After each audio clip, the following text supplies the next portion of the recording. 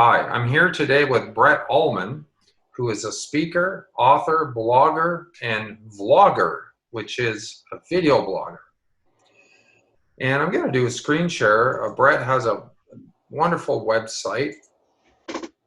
And let's just have a look at his bio. There he is with his beautiful family.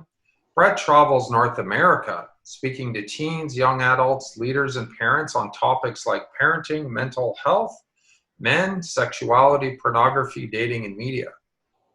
His seminars engage and challenge attendees to try and connect our faith with our culture we live in. Participants are inspired to reflect on what we know, what we believe, and how our faith ought to serve as a lens through which we view and engage tough conversations in our society today. And I have heard Brett speak personally. He's a great speaker and a very effective communicator. Husband to Dawn and father of Bennett and Zoe. They make their home in Ajax, Ontario. So he is a local guy. Brett was also a teacher with the Toronto District School Board for 10 years before moving back into speaking in 2005. And Brett has a master's degree in evangelism and leadership from Wheaton School in Chicago and is a graduate of Arrow Leadership Program. All right, I'm going to let that go there. And Brett, so tell us a little bit about how and why you became a professional speaker, and what led you to focus so much on youth and children? Yeah, for sure. I'm glad to be here.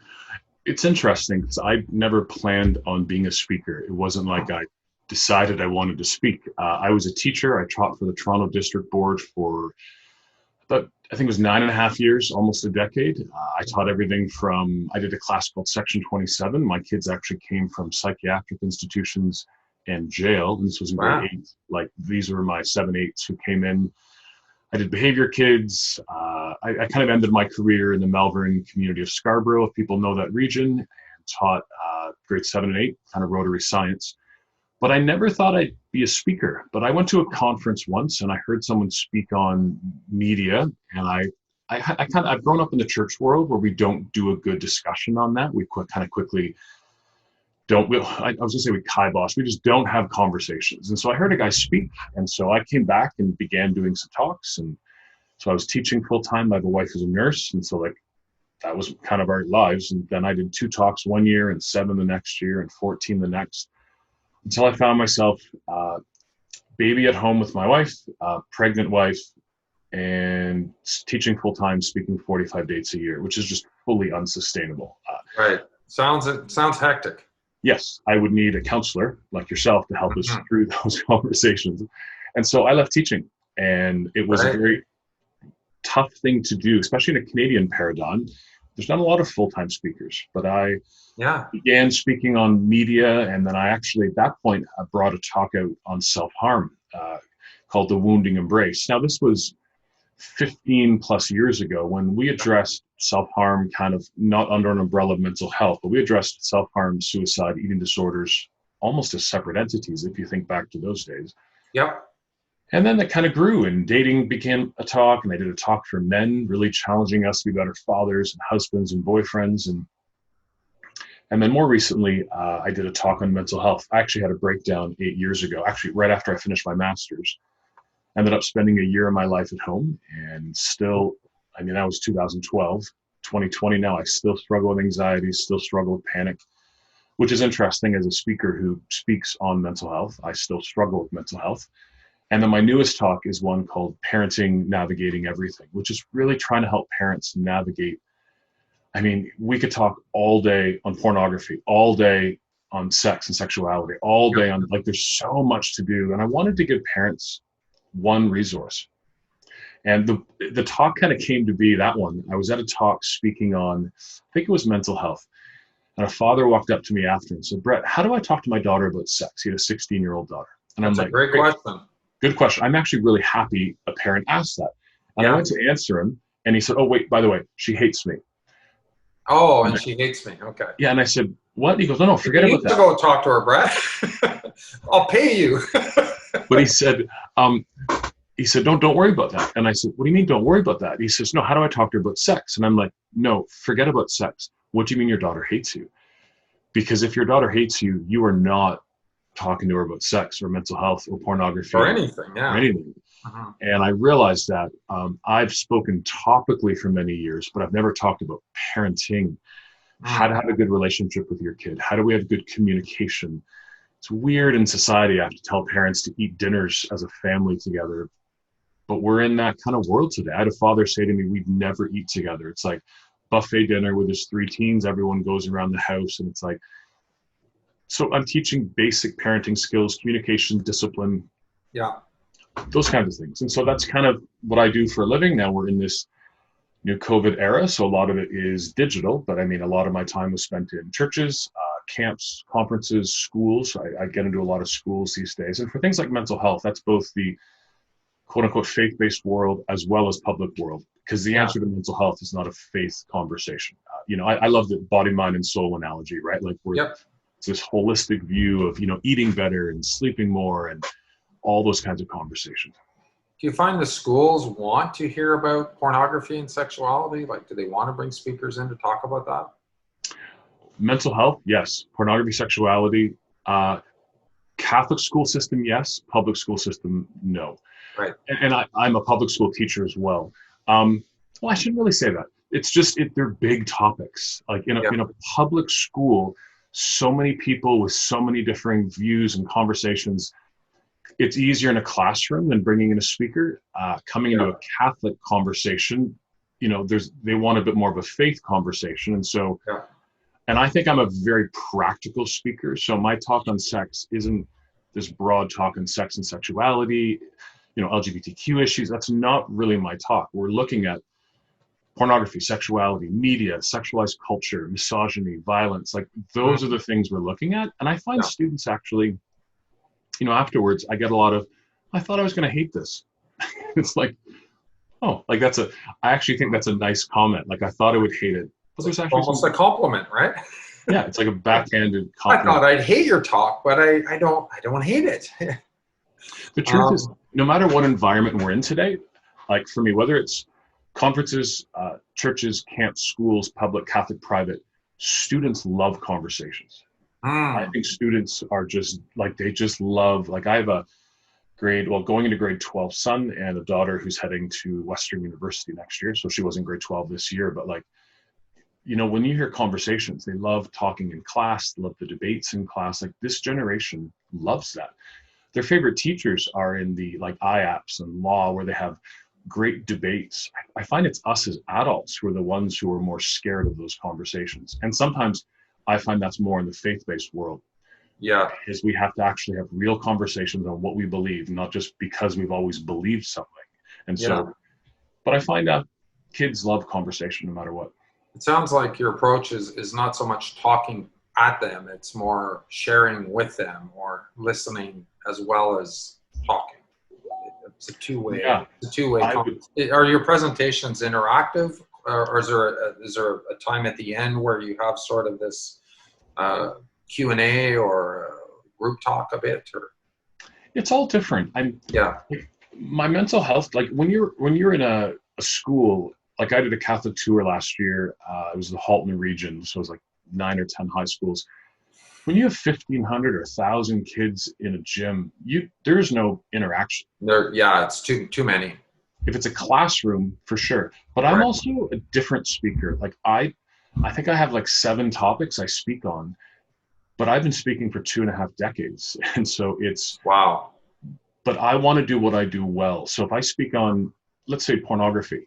I would take 2 years before I bring out a talk on pornography, and I would talk to people like yourself and others, and what books are you reading? And then when I'm reading a book and they quote someone else, I'd buy that book. And then I don't want just the trend or what someone says is an issue. Like I want to know what are the real topics. I want to talk to thousands of kids and parents and hear all the conversations and help people walk that pathway.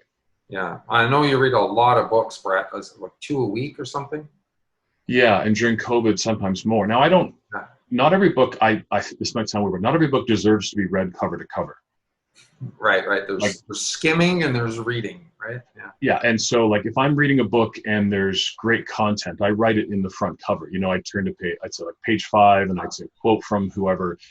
But if I'm in the third chapter and I've underlined nothing and quoted nothing, I may skim forward a bit. Yeah. But yeah, but like I do read a lot. Now, speaking of books, Brett, I understand that you have recently had one published. Would you care to share it? Show us? I would. And this is my new book called Parenting Navigating Everything. I love the cover. Yeah, I love the paddles. Yeah. And if you look closely, it's actually paddles on paddles. It's hard to see, but my Oh, designer, okay. it's a really cool kind of effect. But Yeah. this is actually based after, and I think I have this book here too. This is called the Anxiety and Phobia Workbook. You've probably seen this before. Yeah. But at the bottom, they had all the different things, you know, for mental health. So I love when I speak on mental health. Love this book, you know, mainstream book. So it's not, there's no faith conversation. So I can speak this Yeah. anywhere. But like panic, relaxation, exercise, medication. And my wife kind of said, we were talking about parenting. So I was going to do a book with parenting conversations, which is the first 6 chapters of this. And she said, well, you have kind of like that book with all your other topics. And so for me, like the bottom are all the different topics that I speak on. Yeah. And it's So thick too. It's huge. How many words is this? 226,000. Wow. But the goal was, rather than having, you know, I could make the first 6 chapters into one book on parenting, and then, Right.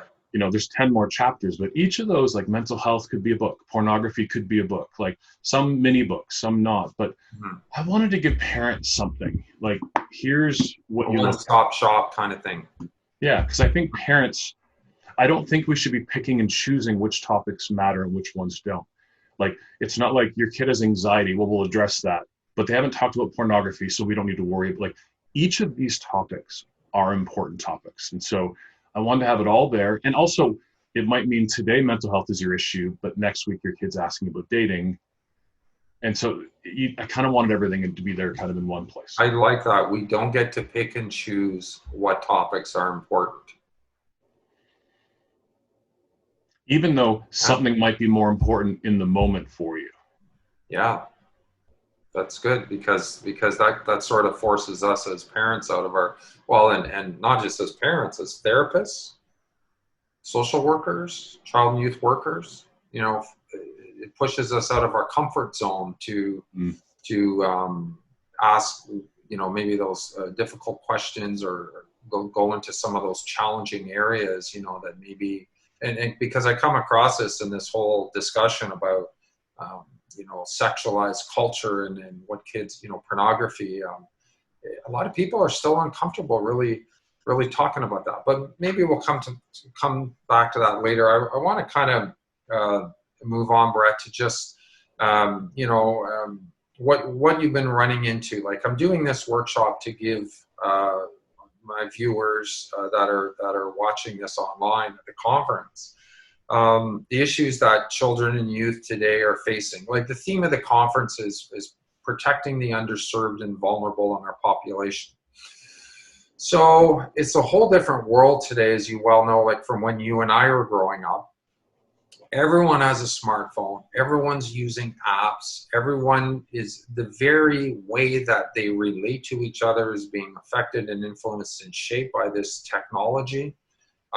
Let's bring in porn. Let's bring in sexual predators. All of that stuff. So as you travel and speak to kids, like, what are you hearing from them, and what's been your, you know, what are sort of some of the stories from the front lines, and what's your take on it?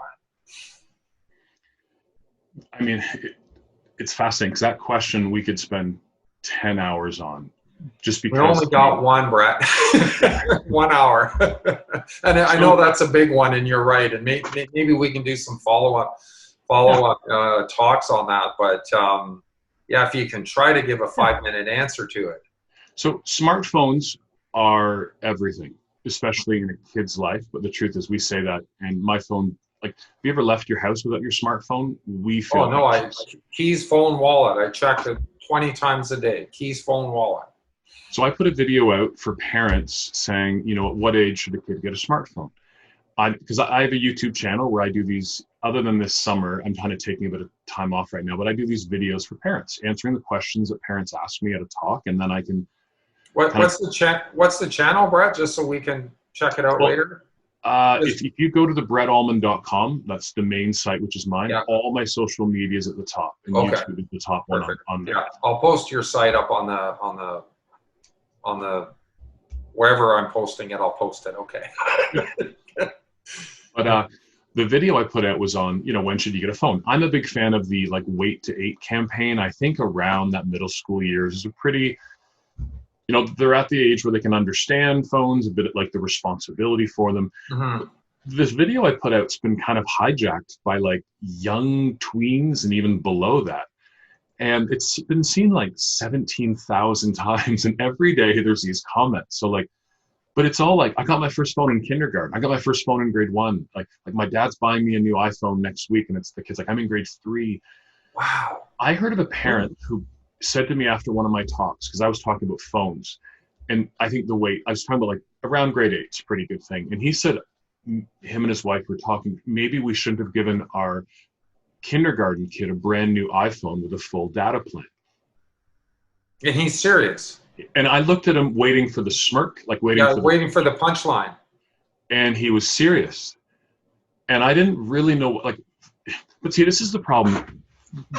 We talk about pornography and these other things, but it's this parenting conversation. Like, why on earth would a parent ever think that a kid in kindergarten needs a smartphone? Like, you want to get them a phone, you can get a kid phone, which is a flip phone, which can call home and 911. Like, yeah. But the idea that they need a full data plan, kids can't, even a kid in middle school, how do you process the violent sexuality and other things you might see on porn, whether you look for it or it comes to you or someone sends it to you? But how do you deal with that when you're in kindergarten? Completely irresponsible and unbelievably naive of that parent to think that that's somehow a good idea. I hope you told them that. What'd you tell them? You slap him? I think I bit my, like, I want to tell him he's an idiot. Right. People Fair don't enough. take well to that, and it's not a good thing for the speaker. But I had to kind of walk through for him, what does he think his kindergarten kid will do when he clicks on something that it takes him to a pornographic website or something, like, and he didn't really know what to say. There was, and as a side note, no accountability, no filters. Yeah, no filter, no, yeah. Wow. Oh. Now, thinking on your big question. That's scary. I think one of my big worries today is that phones and technology give us access. I mean, even Netflix. I mean, what's that movie 365 that came out? Yeah. Graphic, not only violent, misogynistic, but talk about Stockholm syndrome, and like this person is now sleeping with the person who kidnapped her. But that's just Netflix. So like porn, whether it's in your phone, a computer, a smartphone, is becoming kind of the new sex education for kids today. And that terrifies me, that is what people think might be normal. I was reading an article the other week, and I forget who wrote it, but it was a therapist, a counselor like yourself, who was saying often she had people come through her doors who were students who, it was always, she said, young men who had enacted things that they were seeing in porn with their girlfriends, and their girlfriends didn't like it, and they were like really confused at why they didn't enjoy it in the movies. And she went on to kind of say, like, it's all fake, right? Like, there's a third person with a camera, and it's like, and I think it was not Melinda Tankert Rice, Gail Dines once said, I forget how she worded it, but it was kind of like, no one has ever told these boys that that's not you. Like, you don't have to be that. Like, and so that kind of concerns me. I also hear a lot of stories from kids who are questioning these things, but it's like they're questioning them in a vacuum and they have no one to talk to. A lot of young girls are getting a lot of, can I just say dick pics? Like they're getting a lot of the. Oh yeah. This isn't a G-rated presentation, so don't hold back. It's funny. Sometimes I speak and I'll say that, and someone's upset after that I said dick pics, and I'm like, no, we're not in church. The concept of what I'm talking about, and they're like, but I'm upset at what you said. I'm like, well, how will you talk about it with your kid? And it's like, what a red herring we're arguing about. But a lot of like young girls would be sent these photos that they didn't. Unsolicited. they didn't want unsolicited, Mhm. and they don't know how to deal with it. And they're coming and talking to me. Like I am kind of similar to you in a different way. Like they're coming to me because I come to their environment and they can come and ask me without fear. They don't know me. I don't Yeah, know their family. And you're so, non-judgmental. but it scares me that they're having to think through these things. And too often, it's a young girl and she's already sent a photo back. And that guy has, and I mean, it goes both ways, but I find the majority is men asking women for that. I'd say And that's 90% or higher from what I'm hearing as well. but it's the stories that scare me, like of the girl who did, and then and then the guy begins to blackmail, give me more, do this, and then it ends up going to person. Now we're heading into a version of sex threat. Like Yeah. you can So see that how all the these things go down different roads. Not that they all do. sextortion. Have you heard that phrase, Yeah. sextortion? Right. Okay. Because that's coming up too, and that was a new one for me. I mean, I'm pretty up on this stuff, but you know, um, I have a picture of you, in your underwear, and I need full nudies, or this is going to everyone on your contact list or your family. I mean, it's blackmail basically. And it's like, so we got these 14-year-old kids acting like, some thug in the mafia or something, blackmailing them. Sorry, keep going. Yeah. But there's so much to that. Like Mhm. I say, like in my dating talk, asking for pictures or giving pictures is a red flag. Like, how are we teaching our young men that it's normal to write a girl and say, like, give me a photo of you naked? Like, if I came up to someone on the street and just said that, the police would be called. Right. So That it's this, would be assault or harassment. and if I just sent an unsolicited photo to someone else, it's the same. So it's this, it's not okay here, but we're fine with it here. But this is weird education of how we're training other generations. So there's just so much dysfunction, and kids don't seem to often. There are many great parents, but there are a lot of parents who are just uninvolved. They're not around. I mean, absentee fathers, and absentee fathers is not just guys, who are just not there. There's also absentee fathers with men in the home where they're just not involved with Not emotionally family and there. with the kids and emotionally and other things. And so what's hard is you see that one nude image this girl sends, and you see the parenting issue, you see her lack of sex education. And I'm not talking about watching that movie on Netflix, like actual discussions on, like, there's all of these tangents that need to be had. And I just feel not sad, I just feel angry sometimes that it's like we're sending kids off, and war is a hard, and no offense to anyone who's been to war, but like it's like we're sending them off to this battle with no protection, with no knowledge, Yeah. and then they get hurt, and we still don't want to address it. Someone who's gone through those things needs a counselor, a therapist to walk through them, but it's like we never address it, and then we wonder why things happen. Yeah. Um, I'm hearing a lot of the same things from other people I'm talking to, and it's I think Melinda called it the great social experiment, which is a phrase I've used before as well, and because of in my talks I call it the unprecedented situation. Never before in the history of the human race have so many people had so much access to so much hardcore sexual material. And what you and I are, what you just finished talking about is the consequences or the ramifications that we're beginning to see of that. And I think that we're, I don't know how that plays out. Let's say a generation, what's that, 30 years? Mm. So, there's where we are now, there's where we're going to be in 5 years, 10 and 15 years. And I think that we need to have a long-term perspective on this, which is, part of why I'm talking to people like you and other experts that are there on the front lines, where it's going down, and talking to youth and kids. And, I work mostly with adults, but the guy that comes into my office, who, has never gone 2 weeks without masturbating to pornography, is the kid that you're talking to now in grade 8, who has access to unlimited hardcore pornography.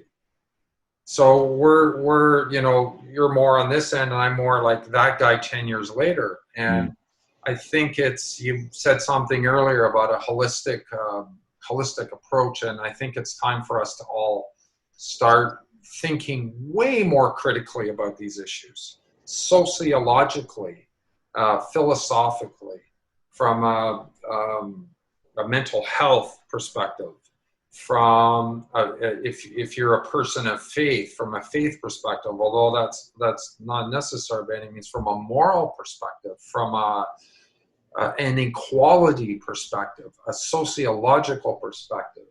What does this mean about relationships? What does this mean about equality for women? The Me Too movement, and it's so ironic to me that we have the Me Too movement over here, and complete and total media silence on the devastation of our youth by how porn is socializing them into everything they're fighting against. So everything they're fighting against, we're feeding it over here with giving these kids unlimited access to these smartphones. It was a Talk couple of about, years ago. no, go ahead. I watched, I think it was the VMAs, one of the Video Music Awards. And I think it was 2 years ago. And so there's all these speeches of hashtag Me Too, which is really good. People are being held accountable for things. Now, like any movement, you begin with people being held accountable. Like what was the TV show on Apple TV Plus? The Morning Show. It was a good I don't know if you ever saw that. It was on Me Too, looking at Steve Carell, Reese Witherspoon, Jennifer Aniston, like a news show and all these different things. But like it begins and it's great, and then some people, someone said someone hugged me too long. Like sometimes there's too much, but the vast main conversation was great. So in this music awards, there were these speeches, but after one of the speeches, everyone's giving a standing ovation, and out comes Rihanna singing "You Want to See Me Naked, Naked, Naked," and a bunch of half-naked backup dancers. Everyone's still cheering for Me Too. Oh no! And I'm like, how do you talk about Me Too without dealing with the objectification of women? And even the song of the night went to Bruno Mars. Remember that song? I'm not going to say all the lyrics right, but like "Champagne on Ice," "Trips to France." Like I forget how many words, like 553 words, 8 different people wrote it, including Bruno. Not one word of dating, love, relationships, or marriage. It was all this weird transactional. If you give me this, I will give you this. Mm-hmm. And we wonder why kids are confused. Mm-hmm. Like, yeah, it's the, I think that youth are so, I don't know if indoctrinated by our culture. Indoctrinated is the right word, but they're so indoctrinated that the hypocrisy is really obfuscated. They don't see the hypocrisy in that, right? And it's always been a little weird to me how celebrities seem to get away with pretty much anything, Yeah. So okay. Anyway, well, we could we could go off on that for a while, but let's talk about Kiona on the article on your website, and just share a bit about that for a second. And for those that are wondering, you can go on Brett's website, and it's there, Kiona article about her. But I just wanted you to just share your why is that up there? What is it that gripped you about that you posted that? So on my website, what I like to do is I don't often just do here's my big blog. I like to just give people, it's like a landing place of great information. So this article about Kiona, I forget her last name, but she's a grade 12 girl. I think she was in the East Coast, and grade 12. CBC did this thing on her. So she's in grade 12, and she did, it was on basically the question of like, all kids today are being asked for nudes. And so she created kind of a curriculum for grade, I think it was 9s and 10s. But she said a line, I want to read it here. She said, many of the adults in our lives are unaware of the issues going on with our youth. And it just, when it's normal for kids today to start sending photos back and forth, and we talked a bit about this a minute ago, but without looking at the consequences of what that is. I mean, the truth is it is child pornography you're sending back and forth. I mean, so it's not like police always charge people, but they could. And then technically, it's child porn, yeah. and the guy who's sending it around is sending around child porn. Distributing child porn, yeah. But we don't want to. The goal is not to fear kids into not doing things. The goal is to teach them why it's something that's probably not good. And she talks a bit about how the comparison. She talks a bit about how, you know, her generation today, every girl. I mean, when she says every, I don't like words like every, but talks about girls hate their bodies. They all look on Instagram and compare. You know, somebody took 100 photos to get that one photo that looks right. So you're comparing your day-to-day life with someone's kind of like highlight reel. And then she just talks about how guys today are just raised on porn and video games. And I'm not anti-video game. I like video games, but I do think video games. I play a bit of Halo here and there, Brett. You want to play an online game sometime? We'll connect with that later. Okay.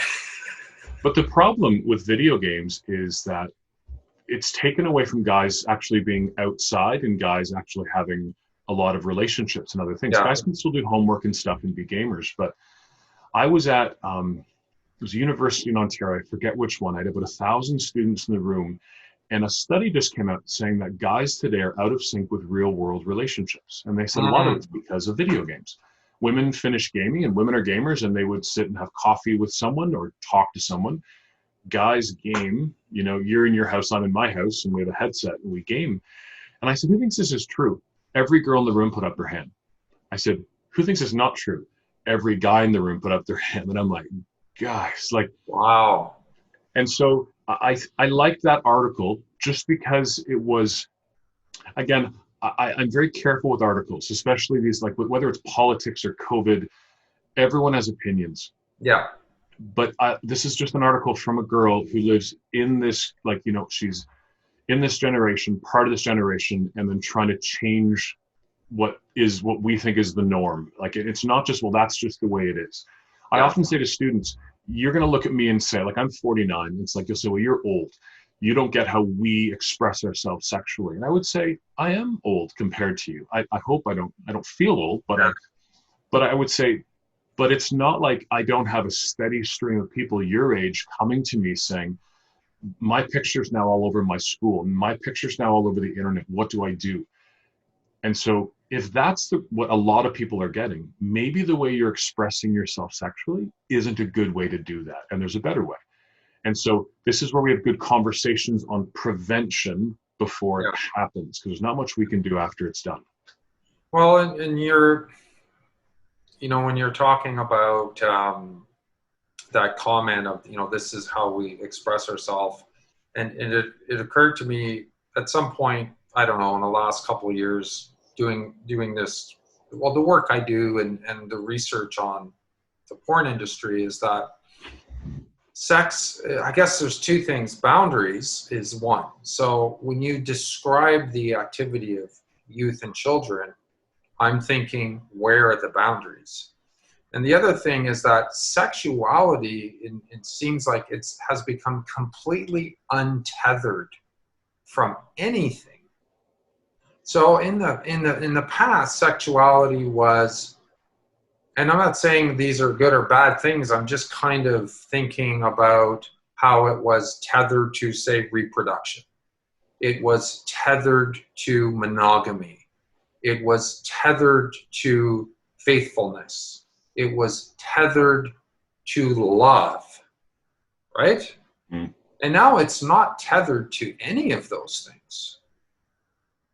So what does that mean? And I don't know, and I'm not even looking for an answer, you know, right now, but it's just the fact that without boundaries, there's harm that comes to people, I think, is what I'm seeing, right? And so, yeah, maybe that is how you express your sexuality, but it's not tethered to anything and there's no boundaries. So chances are you're probably going to be hurt. And, you know, Melinda has, oh my gosh, I mean, she's seen it all, but I mean, you know, girl sends a nudie, then he shares it. She gets mad and breaks up with him. He posts it on a revenge porn site. She gets slut shamed and then kills herself a month later. Like, I can't think of anything more tragic for the parents of that girl. And even the reason that girl, no boundaries. And the reason that girl first did it is often coming from like, it's, well, everyone does it, or that's just the way it is today. And it's like, says who? Yeah. Just because some guy wants to see a topless picture of you and all guys do want to see that, she would say, like, but that doesn't make it right. And that doesn't mean you should do it. And it's okay to actually say, no, I'm not going to do that. And if that guy doesn't like you or doesn't want to be with you, you don't want to be with him anyways. But it's this peer pressure without the, like, in my parenting talk, I talk a lot for parents about how we need to have this foundation at home. Leonard Sachs talks about this in his book, Collapse of Parenting. Gabor Mate and, oh, I forget who it was, Hold On to Your Kids, book out of, I think it was Western Canada, like, create this foundation where your kids are attached to you and then they go attached to their peers. And how attachment parenting is so important, because if my daughter knows and my family knows, and if all girls and boys know that this is the foundation that they have at home, they don't need to go and do that or ask for that or be that. But without that tether, without that attachment, they're kind of left to just, well, society says we should. Well, society who? Like modern musicians today who just sing about sex and swearing and alcohol and drug, like that's who we should be following. So that's why, again, parenting is such a root issue for so much of what we're talking about today. Yeah.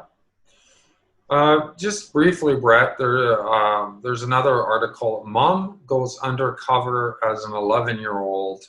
And what jumped out at you about that you were posting that? I dislike articles that are fear-based. I always tell my parents and people when I speak, like, if you ever get an article, 10 apps you have to delete off your phone or your kid's phone, it's like, delete. Like, it's not about the app, it's about what you do with the app. And so I'm not a fear-based person, but I clicked on this one, and this was a woman who works for a company called Bark. I think it's bark.usa, and I'll talk about the app in a minute, but she put up a fake profile, and at first it was for a 15-year-old girl. And I wrote the stats down here. So she put up a profile, like they actually took her, like changed, I think she's 37, so they changed her face, changed the aging, made her look like a young, 15-year-old girl. They photoshopped a 30-year-old's face into a 15-year-old's face. Yeah. Okay. And they went live on Instagram. And within the first hour, 7 men contacted her. And after 9 hours, it was 92 men who had contacted the girl. 92 men? 92. In 2 hours? Yeah. It took 5 people on her team to keep up with all the communication. And so they actually changed, and they stopped that, and they actually went down and made the girl 11 years old. Wow. And they said, and so on the video, she clicked live, and I don't know if you see her click live, but you see the countdown.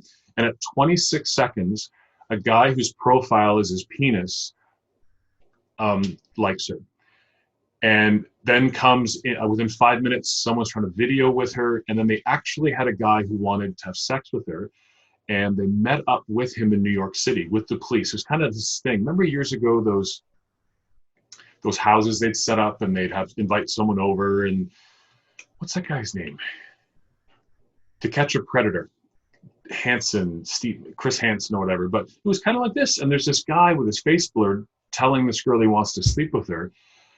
And it just, like, how are we teaching our kids? Like, well, when the guy was with her, pressure, go to the room, pressure. Like, yeah. It reminded me a bit of I don't know if you've watched the Jeffrey Epstein thing on Netflix, but you know what? I just started yesterday. Very interesting, isn't it? But the girls who were groomed to come and do this, yeah, not all, but a lot, divorced families, low relationship. Yeah. And I kind of saw this girl being pressured. And I'm like, wow, like you can see, now that wasn't this girl, it was actually the mom who, I don't know how the guy didn't realize she's not 11, but how are we equipping and empowering our kids to deal with this? How are we equipping and empowering our young men to not be like that guy? How are we dealing with all of those things? And that's kind of what I like what we're doing today, because no matter where you're listening to this, we all have to get involved in making sure that that's not going to happen. And it's happening all the time these days. Yeah. Why do you think we're seeing, I mean, I think we kind of know the answer to this, but why are we talking about what's going on now this, you know, these things weren't happening 10 or 20 years ago. There was a push. There was a push kind of in the 90s of like, you do, it's been kind of this thing for a few decades. You do you. You would never, like, what you do is fine. No one can tell anyone what they can and can't do. But with that, we've seen this growth of people doing things that are not okay. Like, I don't care about, like, if me telling you you can't send a naked pic to an 11-year-old girl as an adult, if you think that's, if I have to say, well, you do you, like, Yeah. we're living in a crazy society. There has to be some things that we're like, that's not okay. Yeah. And so part of this do whatever you want in life has come back with some ramifications. The collapse of family, Okay. the busyness of life where parents are now not involved with their kids, even though parents are more involved this generation than the last generation. They're much more involved. Even during COVID, Yeah. parents, especially fathers, are much more involved. But it's not saying everything's good with parenting. So busyness, I think busyness is a big one. Mm. I mean, each of those things, I don't know why we're not, like, we talk about sex trafficking and, you know, they'll arrest a bunch of people and they're out of jail very quickly. It's like there's a mix of the law and what judges and court, like there's all this stuff that needs to be addressed. Yeah. Okay, that's a great answer, but it wasn't the answer I expected. I thought you would just say because of the black rectangle. Talk about the black rectangle. How Um, is this? I mean, has this not changed everything? Or I don't know. Are we belaboring the point? I think people get it, right? It's there, it's with you, it's accessible, and they're getting it in grade one with no filters or restrictions. I have 11 videos on YouTube that talk about how to have a better relationship with your phone. Okay. Oh, I this think I think we're addicted to these, even yeah. as adults. I think that there's an Hang issue on, that every Brad, I got time, a text coming in here. Okay, just but every time, like even as we're talking, my Apple Watch taps me. Every time I get a dopamine hit to the head, you do. same dopamine hit I would get if I'm looking at pornography, if I'm intimate with someone, even getting a hug or a kiss. Or But reading a our book. phones are doing this, and so there are issues with this. I forget how many times we open our phone a day, but it's something like once every 8 minutes. Like we hold it and touch it in the thousands of times per day. Like, you know, I touch. If you're at a restaurant, people spin it and turn it. Yeah. So it's just looking at, and I'm really big on habits. How do we just get better than where we're at? So if you're touching your phone 2,000 times a day, how do we make it 1,500? Turning off notifications. Now, pornography is another conversation with this, but the phones have just created availability to everything. So first, get a handle on our phones and using phones. For students, the need that you have to reply in a second to someone on Instagram, what we think we need to post, we can be different. And then with this, the idea that we're just handing someone, you know, I forget who just talked about, like, this is like porn in your pocket.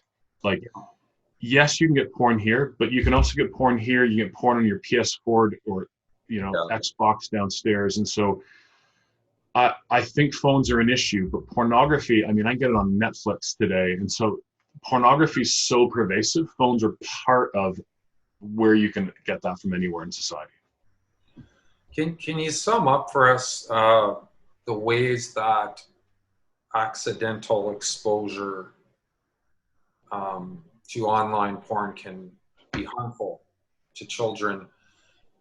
So and I say children and not teens because I think they're harmful to both, but in different ways.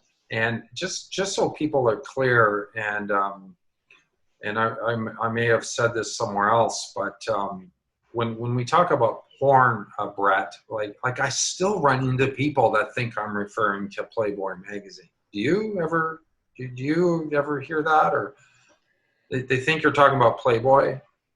Yeah, Usually they're older, you know, people in their 50s and stuff like that, right? So anyway, so what we're talking about, Brett, is graphic, hardcore, mostly violent, depictions of every sex act you can possibly imagine. 90% of the time there's verbal and or physical violence from the man to the woman. 80% of the time the woman has a facial expression of pleasure or neutrality. There is a lot of terrible names that I won't mention that are being, women are called terrible names, and most online porn contains choking, slapping, spitting, urinating on, kicking, punching, beating, and other terrible forms of abuse embedded within the pornography itself. So that's what I mean when I say porn. So how does this harm children coming across this? What's funny is, like, if anyone listening doesn't think that any of that stuff's harmful, there's just such a concern. Yeah. I actually use a broader term for porn, that porn is anything that's designed to turn you on or arouse you sexually. Well, let's go with that. Meaning that, like, porn can go beyond that to heading into, massage parlors, escort services, and that kind of stuff, even online chatting. And before that, even going to, if you're heading out, if you're at a Rexall pharmacy or Shoppers Drug Mart and your 4-year-old's checking out and the magazine at her eye level talks about, 3 great ways anal sex can improve your sex life. And it's kind of cosmopolitan, like, you mean? Yeah. Mm-hmm. But it's like, so the concern I have is that for anyone, just someone putting out something that everything is just normal. Just, you have sex with anyone, do whatever you like. We're not even talking about parameters around what sex is and what it's not. But heading into the younger people, the normalization of any of that any kid would, and looking at like internet pornography, which is the big one, and believe that that's normal. Believe that girls need to provide a porn experience for men, that men believe that they're owed for some reason a sex experience from women. First off, the weird thing that sex is about men, it's just not. Like, if people think that's what it is and they're gonna get married, they're gonna have a hard time in marriage. If sex is about guys, which in porn, sex is all about the men. Yeah, and their gratification. Right, the man gets off and everything's fine. Like, it's all about the guy. Yeah. Then you have the people who copy that. Now, I don't believe everyone who watches porn rushes out and rapes someone, even though there are some people who do, but that's not what we're saying. But people copy that in marriage, people copy that in relationships. But I think too, there's just the disconnect. Like, none of this is about love, marriage, relationships, and dating. It's just about people and body parts and everything else. And so there's a disconnect between intimacy and all those things and just the self-gratification. And as you move forward in relationship with someone, in time hopefully getting married, those things don't collide well. And I think people will be heading into counseling offices to deal with addictions and other things. I love that one of the greatest groups that I see in the world trying to break people free from porn, like, for me, it's not people in the church world. It's actually 20-something non-faith-based guys. Yeah. Like the no fat movement, I just so love. Yeah. Because they're suddenly saying, I can't get aroused by my girlfriend anymore. Why? And they're realizing that porn-induced erectile dysfunction is a big deal. And they're learning how their brains have been changed. And they're all like, why has no one ever told this before? Yeah. And so when I'm in a school speaking and I bring up those, like Maclean's magazine says 1 in 3 guys, college-age men, can't sustain an erection anymore. I now have the attention of every single guy in the room who just thinks porn's a joke and I'm not going to follow the violence. But whether you are, whether you're not, there's so many things that to me just cause harm to kids. There's nothing to process. Kids can't we have a hard time processing the violence as adults. Yeah. Let alone being 10, 15. It's just, there's nothing, we don't have a paradigm to deal with it. Yeah. Yeah. So you touched on this like a bit in your answer, but what are the essential messages? So what I heard you say so far, the essential messages that porn teaches, and let's look at porn as teaching a vessel or a mode of instruction in a sense.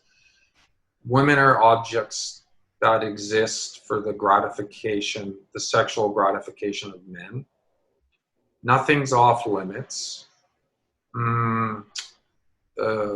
Love isn't needed or necessary. Women are meant to be dominated and controlled by men. Men are entitled to sexual gratification in any way they want it. Men don't have to contribute anything emotionally. Porn isn't about the woman's sexual satisfaction. What else do you think? I'm just kind of summarizing a little bit of, what you've mentioned already. Can you think of anything else? It's funny, it brings to mind, I've been listening to a podcast for a few years by a woman named Sheila Gregoire. Do you know that name? So she's out of, I think it's Belleville, I might be wrong, but she has a podcast called To Love, Honor, and Vacuum. But it's basically, she's a faith-based woman speaking about sex to people. And it's like, first off, I don't see many people speaking about sex, yet alone in our small faith-based community. But a lot of it is about sex being for both people. And that's the one thing I really appreciate her viewpoint is it's not just, it's made for men and women do whatever it takes to satisfy the man. It's meant to be this mutual thing that people, it's for each person. But everything we're talking about is really about this narcissism of men of just, I get what I want. But there's no reciprocal anything. Porn is just about the guy for the most part. Of course, it's not all about that way, but everything. What you said, I agree with. All of those things, and they're all bad. Like, there's nothing we can look forward and say, well, 10 years more into this, we'll be in a better place. Like, I don't want to have another, 20 years of young men coming through and women and all this and seeing where they're at in 20 years. I think therapists will be overwhelmed at that point. Even today, the number of young married couples where the guy's addicted to porn is through the roof as I travel, and many women as well. Just porn to see, and then there's these expectations that come from that. Yeah. We want good, healthy sex lives. We want good, healthy marriages. This isn't helping. So, yeah.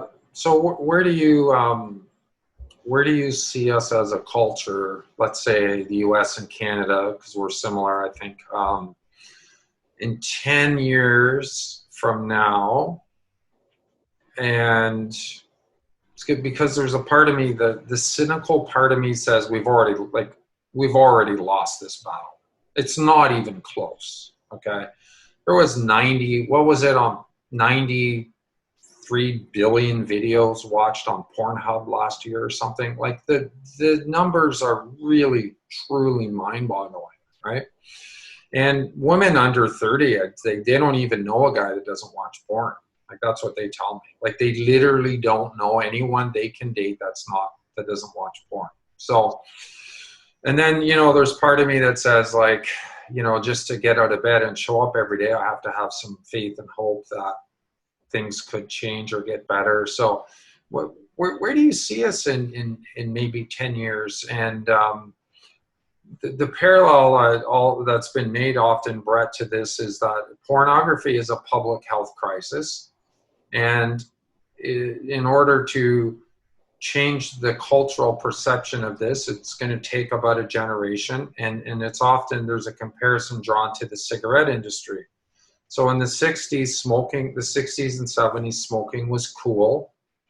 Doctors would be featured in ads with their white lab coats with a cigarette in their mouth saying how they prescribe.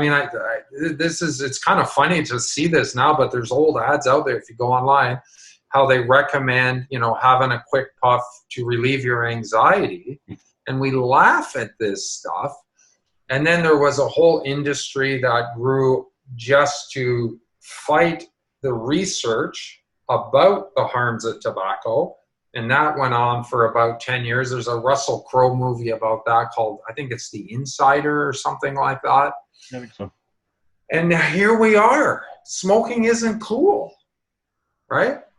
So that's, I guess I kind of draw a little bit of hope from that. Like it took a generation, but through massive public education and people like yourself and others speaking out and a huge body of research that finally became indisputable. Where do you think we're going with this? I read an article about women in Europe recently, and it was just saying that they're not getting married anymore. Hmm. And they're saying that they will adopt or use artificial insemination for a child. And the overall thing was that I don't need another child. I'm looking for a partner.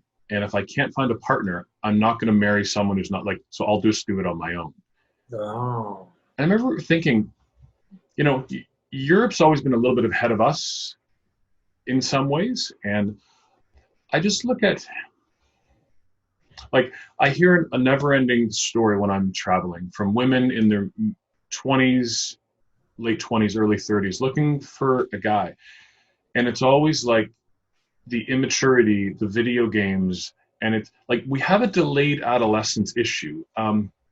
Leonard Sachs wrote a book called Boys Adrift, which was a really good book on this conversation, in that this is not all men. There are some good men out there, but there are way too many men who are being socialized by pornography, who play.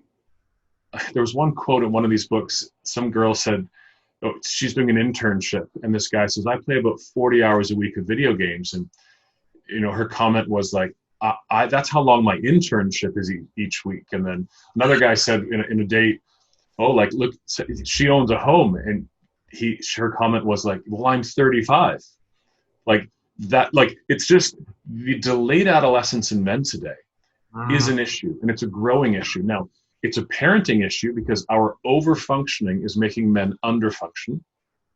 Like when especially moms, but some dads make their kids lunches in university or even high school, your kid will under-function. We're not teaching kids how to function. We need to equip our kids, right? Like it's teaching your kids and launch. Remember that movie Failure to Launch from a few decades ago? Like the goal is to take our kids to teach them, to launch them out into life and marriage. Right. And men today, like some of the stats, like 1 in 4 20-year-old men don't work anymore. Like not looking for work, just don't work. They're just at home and their parents are just cook, like, what do you want for dinner? And they're cooking them dinner. Like they're just like these kept kids at home. And then they're wondering why nobody wants to marry them. Andy Stanley, who's a pastor in the US, in one of his books says, are you the person you're looking for is looking for? And you have to think through that. But it's like, when you're dating, are you the person that you're looking for is looking for? If you find that, like for me, if I find that girl that I want to marry, and I've been married 23 years, but if I find that girl, would she look back at me and say, yeah, you're the one? If I'm a guy today and I'm playing 40 hours a week of video games and I'm failing out of school, like more women head off to college, university, more women are doing well in school. If guys think education, like doing well, is bad, what a stupid viewpoint. Like education gives you options and choices in life to go make money, to have a good life. But like, we're not the people, you know, we're addicted to porn. Many of us, we're struggling, you know, just with basic things. We're just at home living in our basement and we're wondering why someone would want to marry us. Well, how's that going to be 10 years from now? So you're saying at another level, unless we address almost this crisis of masculinity in our culture, it's going to be a hard uphill battle in seeing a change in attitude toward using porn. Men have kind of just accepted that as the norm, as opposed to wanting to be with a real woman. Yeah. Who has ideas and thoughts and opinions. Yeah. It's easy to be with some fake image on a screen. Well, but that, how does that work for you? To quote Dr. Phil, 5 years down the road, like, how's that working out for you? Yeah. Okay, Brett. Thanks so much for your great insights. I want to wrap up. Let's leave my viewers with a challenge on what they can do to protect youth and children. What they can, there's going to be a lot of resources that'll be available to them, but what would your challenge be to them to start making a difference on this issue? So I have two, and the first might not be what most people think.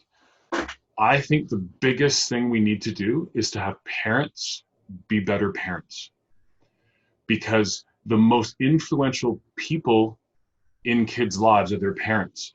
It's not us as speakers, therapists, educators. Like, we're assets to parents, but kids in our homes, right, we're their parents. And so how can we equip and empower? And I always say too, it's about teaching, it's not about telling. It's not saying porn is bad. Why is porn bad? It's not saying do dishes. Why do, like, you do dishes because you're part of a family and you made dishes dirty. Like, so it's not just about making a blanket statement and saying don't, but it's about equipping parents. And one of the biggest things is that parents need to have.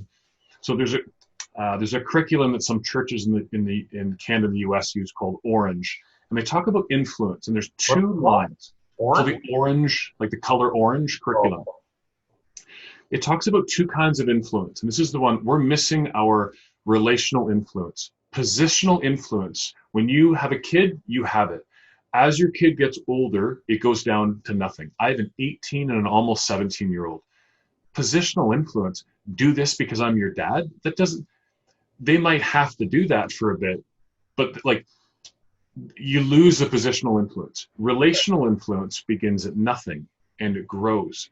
It's the relationship which gives you the opportunity to teach, equip, and empower and talk to your kid about these things. So that to me is such a foundation that I can then speak to my kids about dating and sex and pornography and healthy living and mental health and sleep and all these other conversations. So parenting is the first. And the teaching in that, explaining, like, it's not just don't look at porn again, it's why. But two, I love some of the apps that are out today just for monitoring. And this is, I think, for younger kids. But like Disney has the thing called Circle, which if I had mine, it's not a circle. Clients have told me about it, yeah. But it's not a circle, it's a square. Like, it's the weirdest marketing. It's a square called Circle. But you throw that onto your router. I'm pointing to my router. You put it onto your router. Over there, okay. And you would attach kids, like, kids don't just usually get phones first. Like, my kids got an iPad first. This is kind of the normal progression. Or your kids get your older phones with no data plans. Right. But you attach it. You can see what your kids do. Like, the truth is, Apple iOS, which I'm an Apple guy, you can set up family settings and you can see how long. But here's what we do in our family. It's not about, I want to see what you do. It's about, so we have a yearly family meeting. We talk about what we're going to do. You know, how do we be the best people we can be? Vacations. Do you need new shoes for gym class? Whatever. But one of them is just about being good on our phones. And so we all run that app and we can see how much time we're spending on our phones. Even as adults, you should be seeing how many hours a week you're on your phones. And so I love that. You can turn it off at 10 o'clock at night. You can do, anyways, you can monitor, you can say they can go on certain sites or not. But my favorite, well, I also run OpenDNS. Have you heard of that one before? Yep. So OpenDNS you run on your router. And what I love about that is it blocks not all, but a vast majority of porn, because it's router to, so it's not like your iPad, your phone, your Apple TV, like, it blocks it off everything. But the new app that I'm really impressed with is called Bark, BARK.us.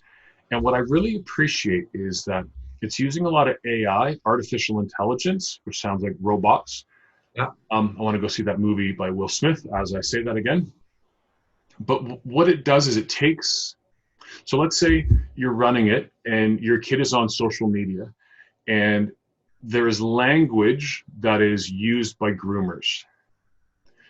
Right. Just, send me a nude. Phrases, yeah. Okay. But it knows those phrases, and if it sees anything that way, it sends you an alert.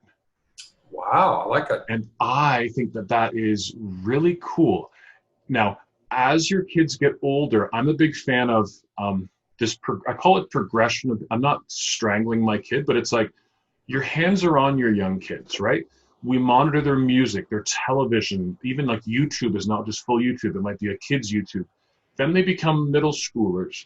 I now have 2 high school kids. Like, they have no curfews, because when my daughter goes to Western next year, right? She's 18. Like, I want her to know how to live life. And the same goes with our phones. You probably shouldn't be checking your kids' text messages at 18, and we could have another conversation about that. But Bark looks at sex trafficking, pornography, blocks things. I just love that kind of app, and I think it's a great one for anyone to look at. And the website, I think, is I actually have it up here. Let me just check. Bark.us. Oh, that's great, because for, obviously people watching this that are parents can use this information, but also if they work with youth and children, they're talking to the parents of the youth and children, and now they have some great information to give them because, for example, one of the things we're seeing is a huge increase on child sexual assault. So parents need to be aware of what their kids are looking at on what devices and when, and now they have some ideas about how to monitor that. So Yeah. that's great. So it's BARKS? Bark.us. Yeah. Okay, bark.us. Okay, gotcha. All right. Were you trying to pull something up there, or? No, just making sure it's the right URL I gave you. Okay. Bark.us. Bark.us. Good. All right. Well, thanks again, Brett. Really appreciate you taking the time to share your expertise and knowledge. And, I know you've spoken to literally thousands and thousands of people, and you're very, very well read on this. And I encourage everyone to get that book. It looks fantastic. And go to your website. There's a lot of great resources on there as well. And down the road, I hope we can do some more of these chats. And next time you're up in Peterborough, let me know. I'll buy you a coffee at Starbucks. Love to. All right, take care.